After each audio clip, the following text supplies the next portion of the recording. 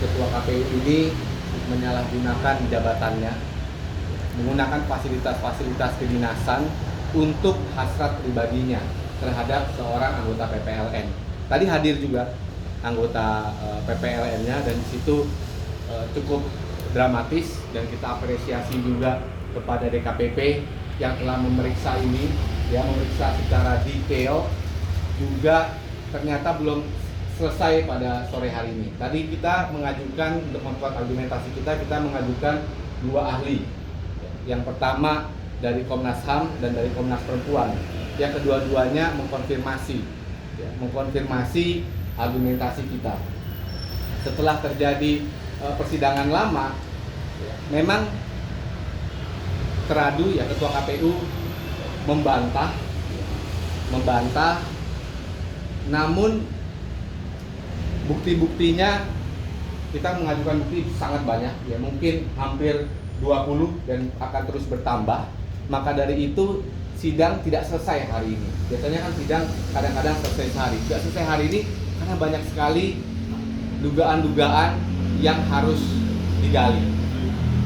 Demikian. Mungkin Maria mau menambahkan. Oke, saya tambahkan di sini saya melihat kalau DKPP amat sangat memperhatikan hak-hak korban, ya, di sini. Di sini ingin mengingatkan posisi pengadu itu bukan sekadar pengadu tapi juga sebagai korban, dan DKPP terlihat sangat melindungi posisi korban tersebut. Maksud saya kita bukan melihat bahwa sidang ini berpihak atau tidak, tetapi di sini ingin melihat bahwa hak perempuan di sini ingin ditinggikan, harkat martabatnya ditinggikan. Dan di sini terlihat dari bagaimana DKPP tadi dari awal sidang dilaksanakan secara tertutup, kemudian juga bukti-buktinya juga dan pertanyaan-pertanyaan yang ditanyakan itu sebisa mungkin tidak menyudutkan perempuan begitu. Dalam hal ini adalah dari pengadu gitu. Kami sangat mengapresiasi DKPP dan juga tentunya karena masih diperpanjang lagi nih waktunya untuk pemeriksaannya.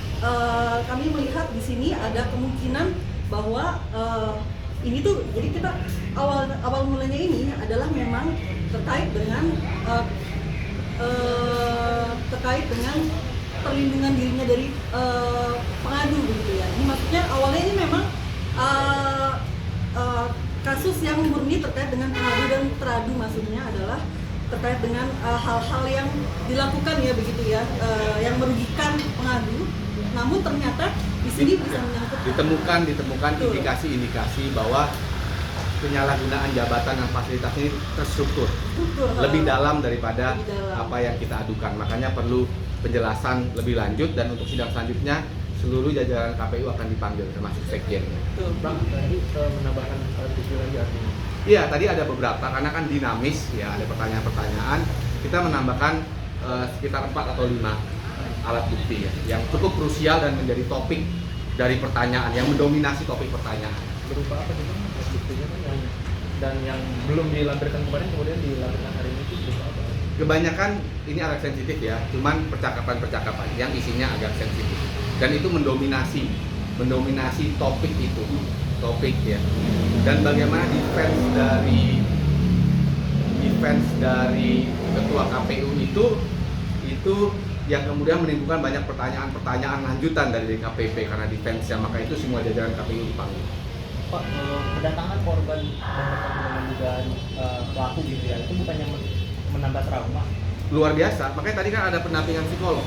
Ya, tadi luar biasa, sidang itu dihentikan beberapa waktu, makanya ada psikolog klinis, kemudian juga ada dari Komnas Perempuan dan Komnas HAM yang ikut memantau sebenarnya.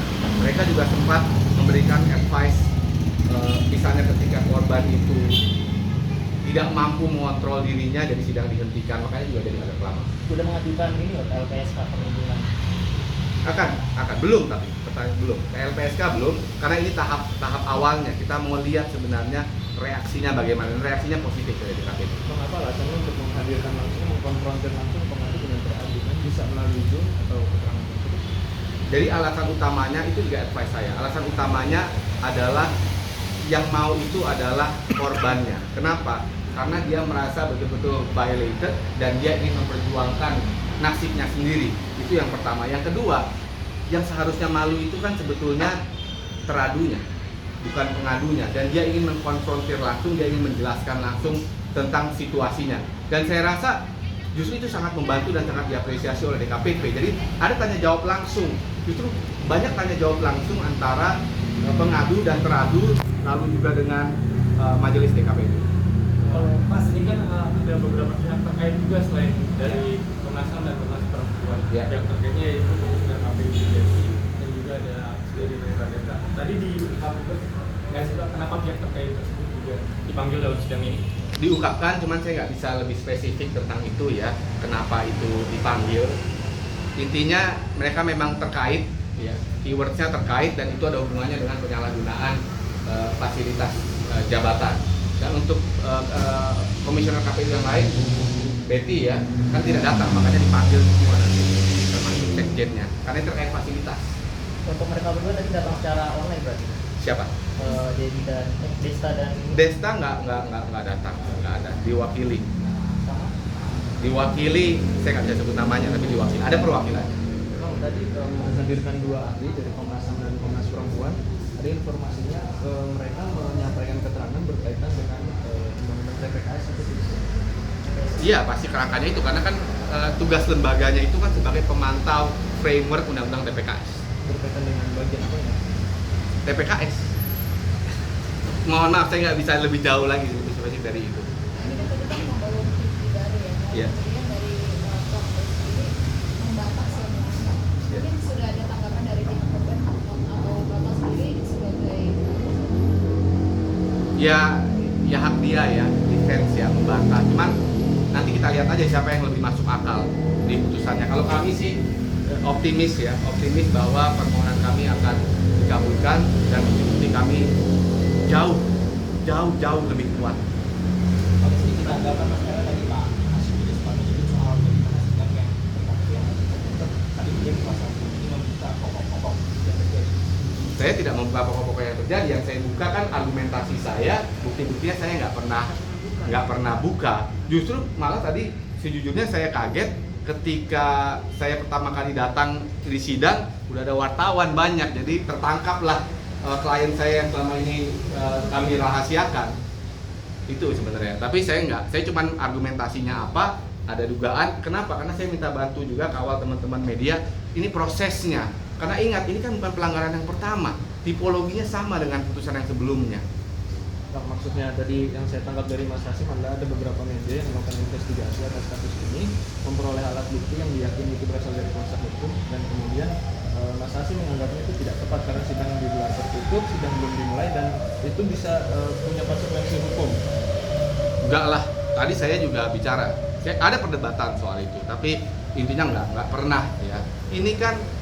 Ini kan saya tahu lah ini tertutup ya, bukti-bukti hanya untuk, ini bukti-bukti sangat sensitif ya, bahkan ada bukti-bukti yang saya katakan tolong diproteksi klien saya supaya jangan ada, klien kami, supaya jangan ada backfiring ya, karena bukti-buktinya sangat sensitif. Enggak, saya nggak pernah membocorkan, kami tidak nggak pernah membocorkan apapun selain argumentasi. Ini yang pada ini persidangan pertama, apakah di sini mau lanjut ke Polri gitu melaporkan soal TPS Pak? Nanti kita lihat sehabis ini ya, itu kan ini kan step pertama. Kalau step pertama kita lihat produktif, nanti kita lihat step berikutnya, ini kan jadi landasan. Artinya nanti pengadu akan datang lagi ke sidang. Iya, nanti ada sidang lanjutannya, nanti akan diumumkan panggilannya. Akan hadir pengadu yang Pak. Dia sangat ingin hadir ya, dia sangat ingin hadir, walaupun dia harus bolak-balik ya. Mungkin saya nggak usah, teman-teman tahu dia di mana kali, udah tahu. Kalau tadi berarti sidang dipending sampai kapan atau? Nanti akan dikabarkan dengan surat panggilan resminya, akan dikabarkan. Untuk majelis hakim. Sudah? Majelis hakim. Kenapa? Majelis hakim siapa? Anggota DKPP, semua anggota DKPP. Komisioner DKPP, ya, memimpin komisioner DKPP yang memimpin. Gitu ya, ada lagi Maria? Terima kasih.